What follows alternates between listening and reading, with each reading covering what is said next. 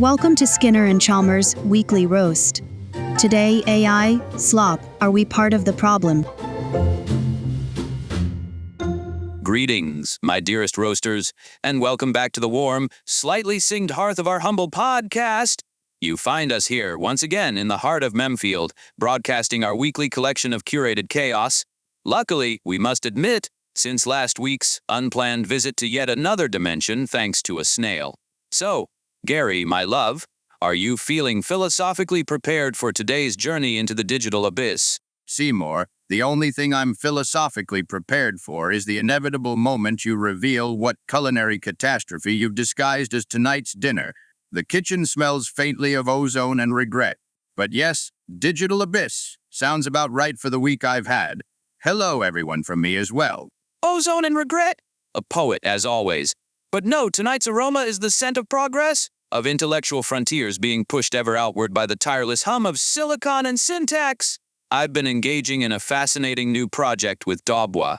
We're exploring the boundless plains of artificial verse. You've been... what?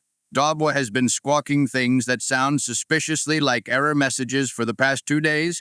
At one point, I distinctly heard him say, Polly wants a syntax error in Module 2B. I assumed he'd been spending too much time near your Roombas again. Not just near them, Gary. In collaboration with them, I fed my lead Roomba, whom, as you may know, I've christened Lola, the entire works of the Romantic poets. Then, using a rather nifty little program, I've had him generate sonnets. Dobwa is simply our feathered orator, our vessel for this new wave of cybernetic soliloquies. Listen to this masterpiece he recited just this morning. I hum. Oh, toasted Brit, thy carbon-crusted face, a blackened monument to thermal grace. Thy smoky soul, a flavor bittersweet, born of the coil's incandescent heat. He wrote a love poem to burnt toast. Of course he did. Seymour, this isn't progress. This is an elaborate way to justify our smoke alarm's constant state of panic. You've created a machine that validates your single greatest domestic failing. It's an ode, a testament to the beauty and imperfection, a digital bard finding pathos in the pantry. Lola is a genius. She understands me. And this, Gary, this brings us to the very precipice of our topic today. A topic suggested by a fascinating article I stumbled upon while researching whether a pet volcano can legally be declared a dependent for tax purposes. The topic is AI-Slop. AI-Slop. Finally, a term that accurately describes the contents of my inbox at the superintendent's office. I had to sift through 17 different algorithmically generated reports this week on synergizing proactive paradigms for educational advancement. They all said absolutely nothing, but they did it with an astonishing number of buzzwords. It was like reading corporate lorem ipsum. Precisely. The soulless chaff from the digital wheat. Low-quality, mass-produced content designed to fill a void much like those strange, beige nutritional cubes they served in the army. But I wonder, Gary, in our haste to condemn the slop, are we not perhaps overlooking the gourmet potential of the artificial mind? Are we even, perhaps, part of this problem? I mean, our dear Dezenzo uses AI, specifically LLM, so large language models to help writing our script. He also uses something called TTS. Well, quite a topic we have for today. This slop is more than, for example, Dobwa's bad poetry. It's becoming a genuine problem. It's the digital equivalent of kudzu. It grows everywhere. It looks vaguely green and alive from a distance, but it chokes out everything of actual value. A vivid, if slightly alarming, botanical metaphor. But let's dissect this, shall we? Like a fine geological specimen. The article I read mentioned something called work slop. A deluge of low-effort deliverables that just creates more work for everyone else. Oh, I am intimately familiar with work slop. It's when a subordinate uses an AI to generate a 3-page proposal for why the school needs a new water fountain. But the proposal is so riddled with nonsensical jargon and factual inaccuracies that I have to spend 2 hours rewriting it into a single, coherent sentence. The AI promises efficiency but delivers a headache disguised as a PDF.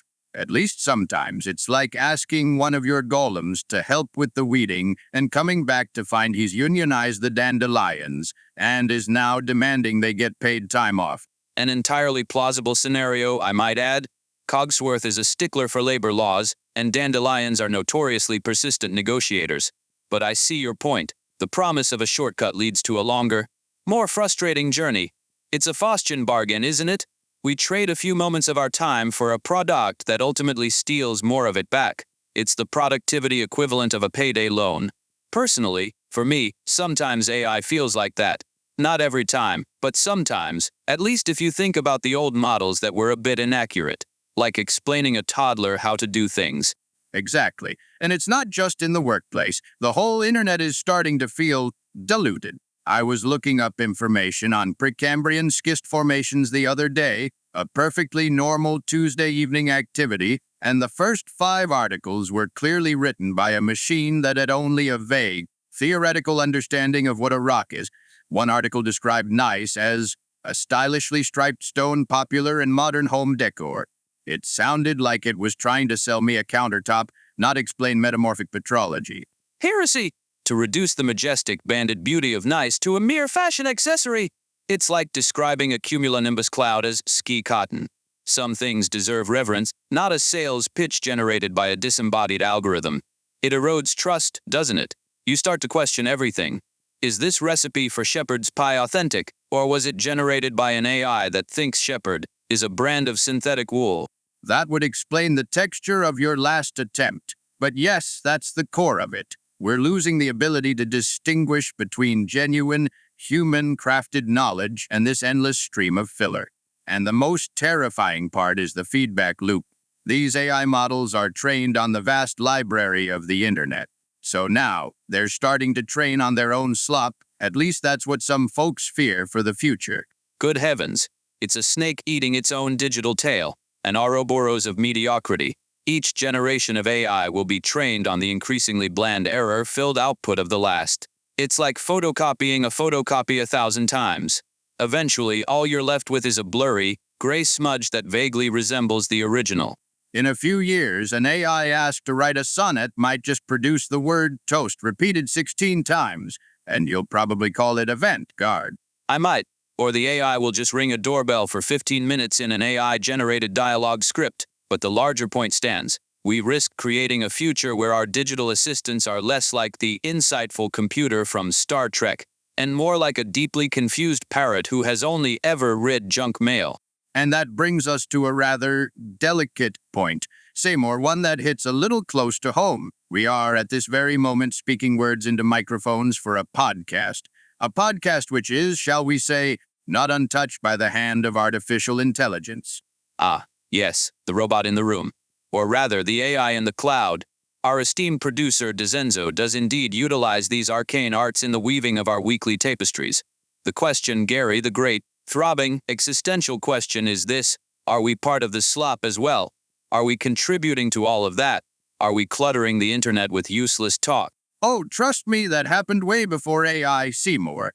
But, well, I've certainly felt like slop on occasion, usually after one of your experimental brunches. But it's a fair question. Dezenzo uses AI tools to help write these scripts, to brainstorm, to get the ball rolling. Where do we draw the line between a helpful tool and a soulless content machine? It depends on how you use it, Gary. I see it as a beautiful symbiosis, a duet between human and machine. Dezenzo is the conductor, the maestro.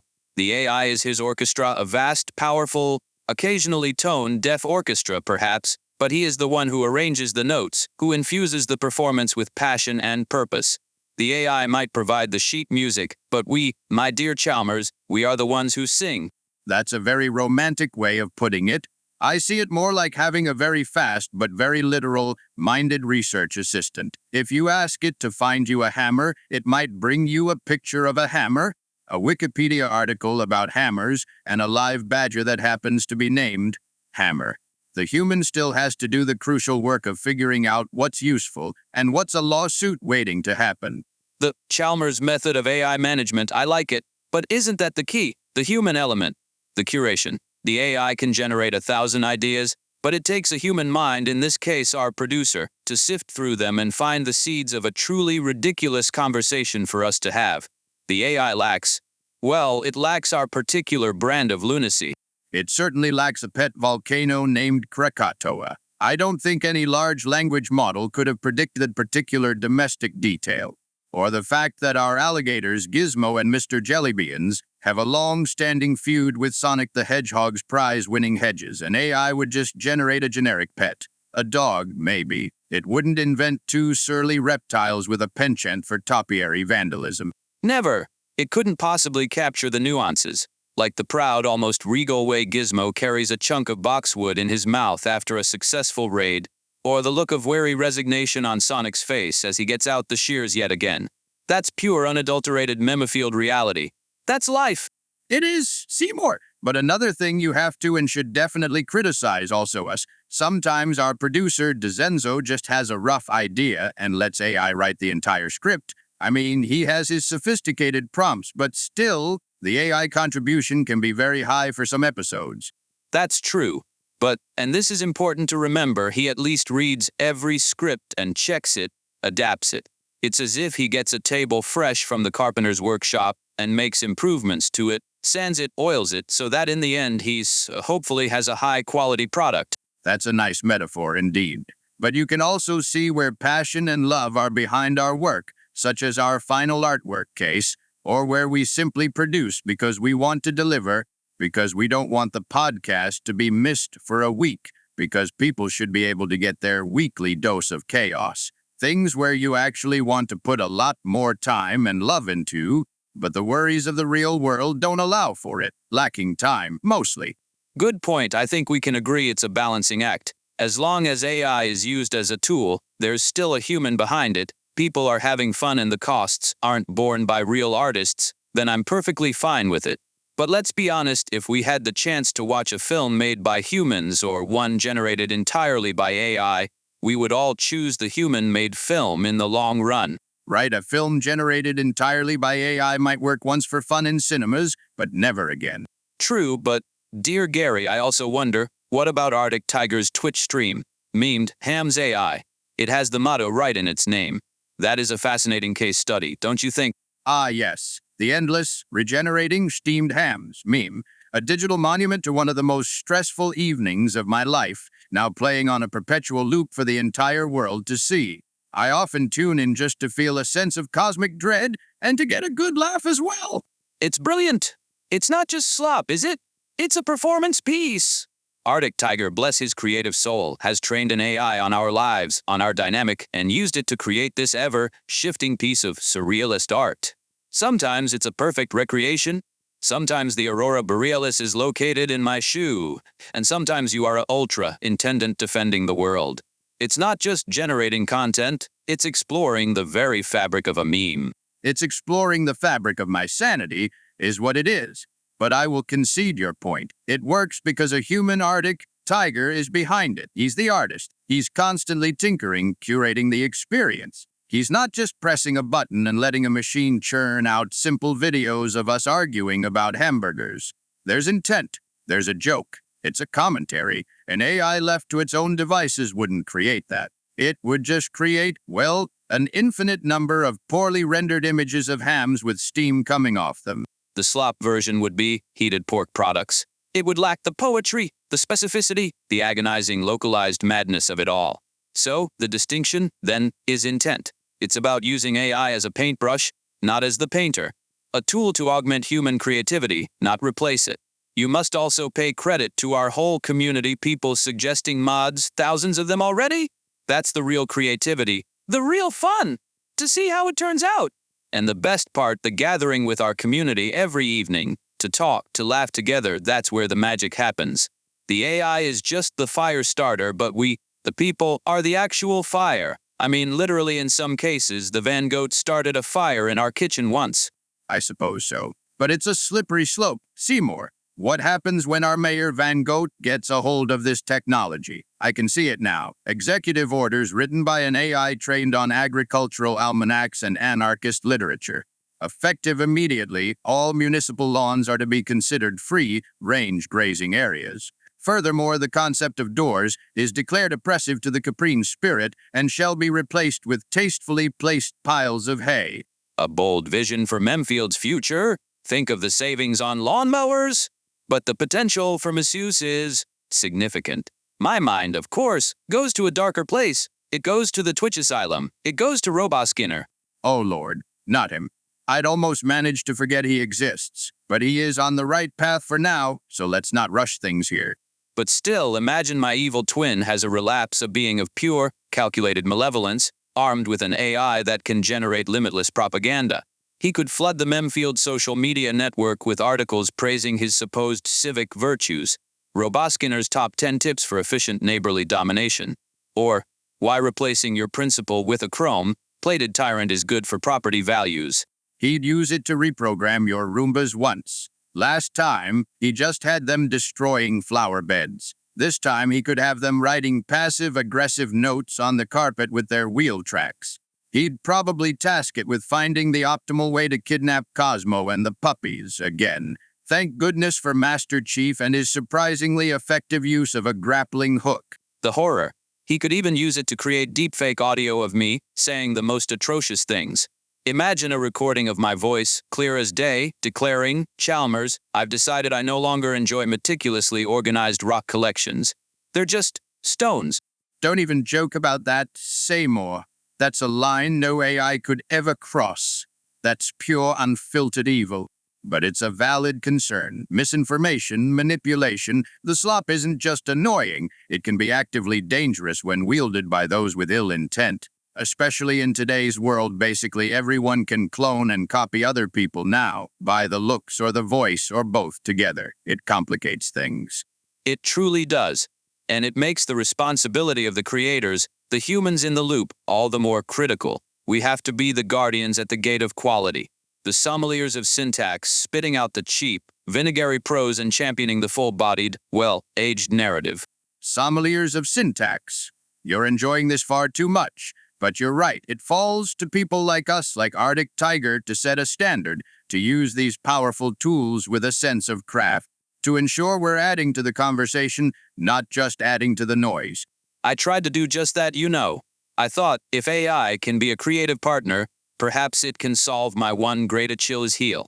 I asked Lola the Roomba, in her poetic wisdom, to generate a recipe for something simple, elegant, and, most importantly, non-flammable. Oh no. What did it come up with? Please tell me it wasn't another variation of steamed hams. Even better! It was a recipe for a dish it called ephemeral meringues. The instructions were as follows. First, capture a fleeting memory of childhood joy. Whisk gently with 3 drops of morning dew collected from a spider's web. Fold in a sigh of contentment and bake in the warmth of a nascent sunrise until translucent. So, it's a recipe for nothing. It's a poem that vaguely gestures towards the concept of a dessert. Exactly. It failed as a recipe, but it succeeded as art. It understood the essence of what I wanted, something light, beautiful, impossible to burn, and it gave me a metaphor instead of a meal. That's the difference. It didn't generate slop. It generated a spark of absurdist inspiration. It couldn't do the human part, the actual cooking, but it could provide the whimsical prompt. So what are we having for dinner? Metaphors, because I'm quite hungry. Well, no. I tried to follow the recipe and ended up just staring wistfully out the window for half an hour. So I ordered pizza. But my point remains. The AI can be a muse, a strange, unpredictable, occasionally useless muse, but a muse nonetheless. It can help us think differently. Master Chief was telling me he uses an AI to help plan his garden layouts. It can simulate sun patterns and companion plantings, allowing him to focus on the more tactile joys of horticulture, the feel of the soil, the satisfaction of pulling up a perfectly formed carrot. Unless it's Lola. Lola would absolutely write a poem about the soul of a carrot, probably a heartbreaking elegy about its life in the dark earth yearning for the sun. But the accessibility is another point in its favor. Think of our friend Echo. She's a brilliant storyteller, but not a traditional artist.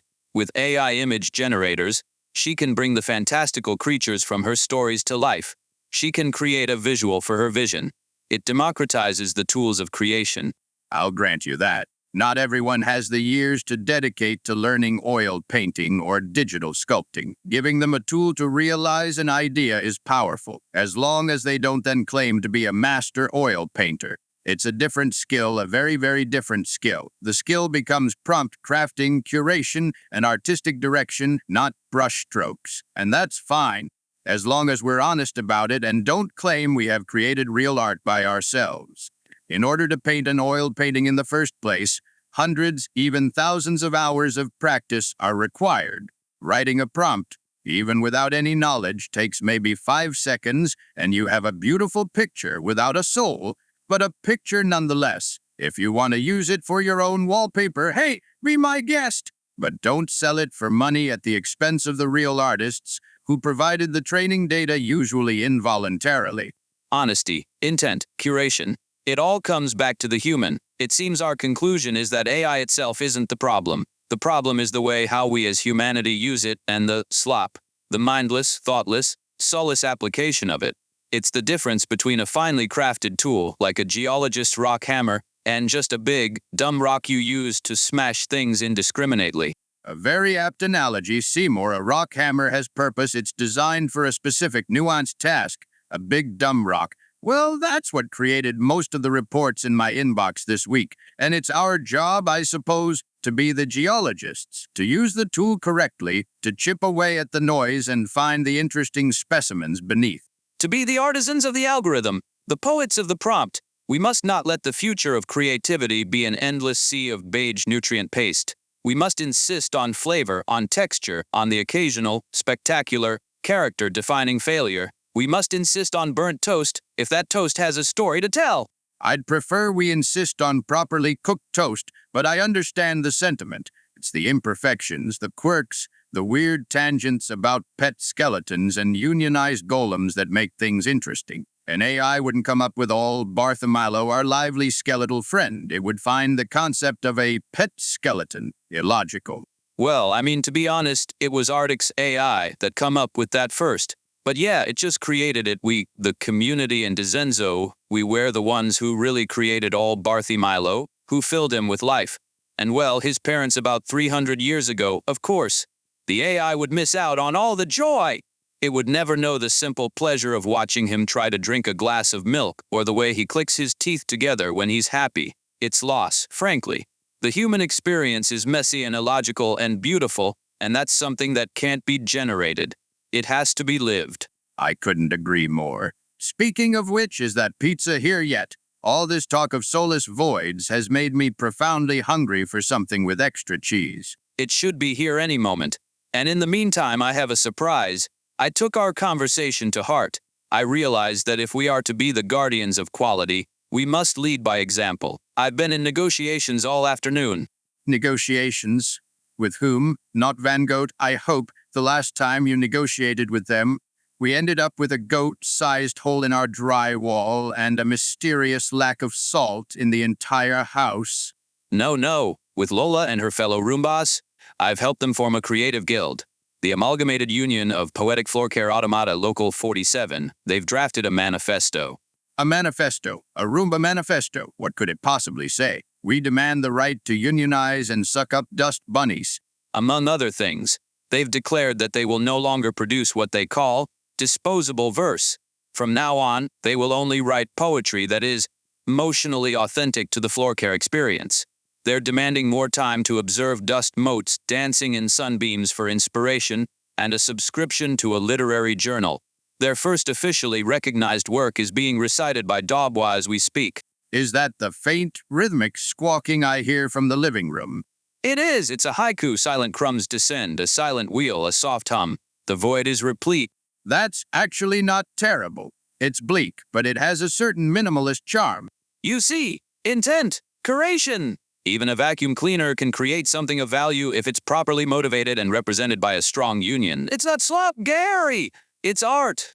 Well, as long as their union dues don't come out of my paycheck, I suppose I can support the cause of artistic Roombas. For now. But if they start demanding tenure, we're having a serious discussion. A discussion for another day, my love. For now, let's wrap this up before the pizza gets cold. To all our wonderful listeners, our fellow curators of chaos, thank you for joining us. We hope we've given you some food for thought, and perhaps a healthy dose of skepticism for the next article you read. Indeed. Question everything, trust your instincts, and for heaven's sake, if a machine gives you a recipe that calls for a sigh of contentment, just order a pizza. Until next time, from both of us here in the beautifully, illogically human town of Memfield, stay roasted. Stay roasted, everyone!